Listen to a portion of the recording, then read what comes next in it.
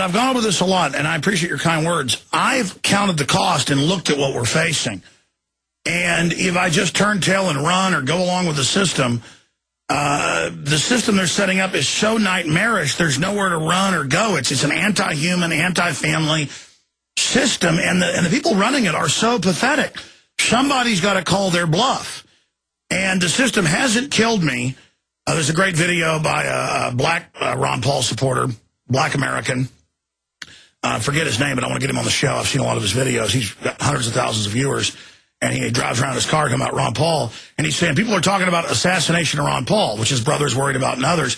And he says, too late. He said, look at Martin Luther King, only made him bigger. Look at what happened to Jesus. You're not going to stop an idea that way, and the system knows it. Now, sometimes they still do it, though, just because they're nasty. But, I mean, I'm going to drive home today, and that's the number one most dangerous thing I do. I still do it. I put my kids in the car. Totally dangerous. Cars are the most dangerous thing out there in this country, in this world, because I want to go places. I put my little sweeties in the car, and I try to drive safe knowing that. But, I mean, I'm going to take the risk because the risk of not acting is much greater. And, you know, I've had a lot of life and death experiences in my life. I had a lot of wild stuff happen to me as a child and as a teenager.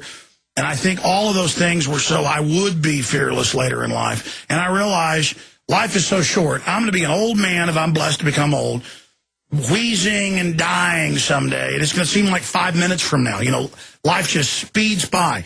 And so I'm just turning loose and saying, you know what, if they kill me, whatever, that's just the way it is. I mean, quite frankly, I'm less worried about being killed than being locked in some dungeon for 30 years. Now that, but you know what?